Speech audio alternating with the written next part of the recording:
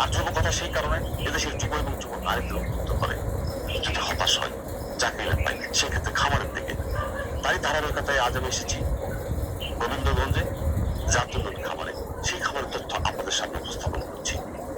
আসসালামু আলাইকুম। ওয়ালাইকুম আসসালাম। ভালো আছেন? জি আলহামদুলিল্লাহ ভালো আছি। আপনার নাম কি? আমার নাম আসাদুজ্জামান। আচ্ছা, আপনার পড়াশোনা? আমি পড়াশোনা মাস্টার্স পাস রাষ্ট্রবিজ্ঞান জয়পুরহাট সরকারি কলেজ থেকে। আচ্ছা, তো চাকরি করেন নাই? আমি চাকরি প্রথম জীবনে করছিলাম, তো চাকরিটা অন্যের অধীনে করাটা আমাকে খুব একটা সুখকর অবস্থায় রাখতে পারেনি বা রাখেনি, যে কারণে নিজেই কিছু উদ্যোক্তা হয়ে স্বাবলম্বী হওয়ার চেষ্টা করছি। এই উদ্যোক্তা থেকে খুব ছোট পরিসরে ফার্ম শুরু করলেন কত সালে? আমি 2017 সালের সেপ্টেম্বর ছোট শেডে ফার্মিংটা শুরু করি। আচ্ছা, শুরু করার পর থেকে তখন সরকারি ব্রাহ্মা জাত নিয়ে সরকারের অনুমোদিত একটা প্রকল্প ছিল। ব্রাহ্মা প্রকল্পের উপর খুব আগ্রহী হই, এই ব্রাহ্মা গরু লালন পালনে উৎসাহিত হয়ে ফার্মিং শুরু করি।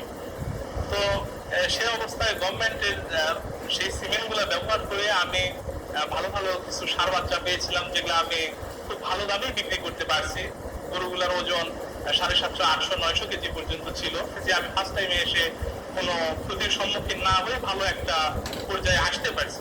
তারই বাস্তবতায় আজও অব্দি 2025 সাল পর্যন্ত আমার ফার্মের এক্সটেনশন বলেন বা গরুর সংখ্যা বাড়ানো বলে এই পর্যায়ে চলমান। তাহলে কি আমরা বলতে পারি গরু পালন লাভজনক? হ্যাঁ, গরু পালন অবশ্যই লাভজনক, তবে সেটা জানাশোনা বোঝার মাধ্যমে যেতে হবে। আমরা যদি ভুল পদ্ধতিতে লালন পালন করি তাহলে প্রফিটের চেয়ে ক্ষতির দিকটাই বেশি হওয়ার সম্ভাবনা থাকে। যারা সঠিকভাবে গরুর পরিচর্যা বা লালন পালন বোঝে না, তাদের জন্য গরু পালন এটা কখনোই একটা লাভজনক পেশা হিসেবে আমি বলবো না। আচ্ছা, আপনি তাহলে এই ব্রাহ্মা নিয়ে কাজ করছেন তখন থেকেই? যে আমি তখন থেকে ব্রাহ্মা নিয়ে কাজ করছি, যদিও এখন ওই প্রজেক্ট গুলা সরকারি অনেকগুলো জটিলতায় এগুলা বর্তমানে নাই বা খুব সংকটাপন্ন। তারপরও আমি হয়তো দেশি শাহিওয়ালের ভালো ভালো গরুগুলো নিয়ে জাত উন্নয়নের কাজে আজও আছি। গরু লালন পালন পদ্ধতিটা সঠিকভাবে জানতে হবে। আমার ফার্মের সবগুলা গরুর স্বাস্থ্য দেখলে বা পরিচর্যা পদ্ধতিটা তখন হয়তো অনেকেই অনুমান করতে পারবে যে কি পরিমাণে যত্ন নিলে একটা গরু এখন সুস্বাস্থ্যের অধিকারী বা এত ওজন নিয়ে থাকতে পারে। আর আমার যদিও পুরো প্রজেক্টটাই গাভী নির্ভর, সেহেতু আমার অনেকেই আছে নতুন ফার্মে যারা প্রবেশ করে তখন দেখে মনে করে গরুগুলো দেখে যেমন সারের প্রজেক্ট, সার গরু, কিন্তু পরক্ষণে খেয়াল করে দেখে যেটা আসলে গাভী গরুর প্রজেক্ট। আচ্ছা, এখন কয়টা গাভী আছে আপনার?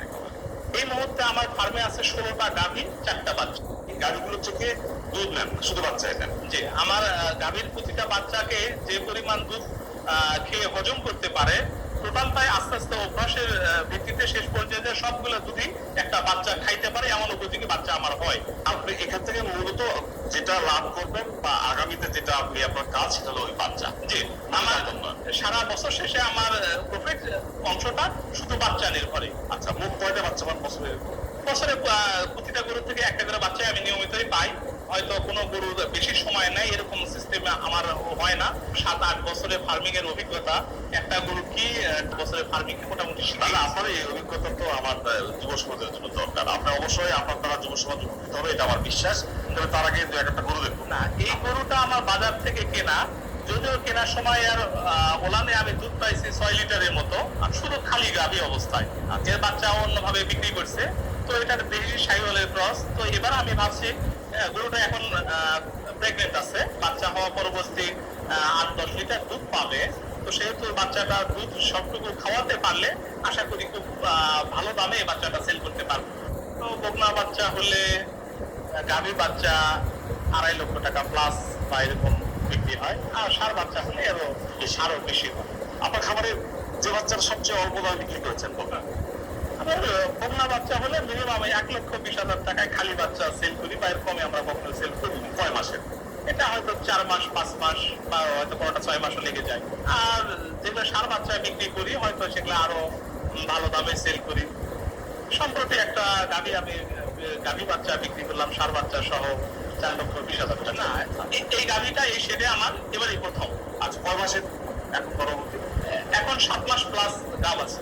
আচ্ছা, আপনি এখন বলবেন এই গাভীটার ওজন কত, কি পরিমাণ দানা দেন, কি পরিমাণ ঘাস দেন? এবং অন্যান্য কি কি উপাদানকে দেন এই গাভীটার স্বাস্থ্য এত সুন্দর কেন? আমি মূলত সারা বাংলাদেশের মধ্যে একজন ব্যতিক্রমী হিসাবেই আমি গরুকে খাবার দাবারের ব্যাপারটা মনে করি। যেহেতু মানুষের খাবার উপযোগী মসুর ডাল সেখানে থাকে 25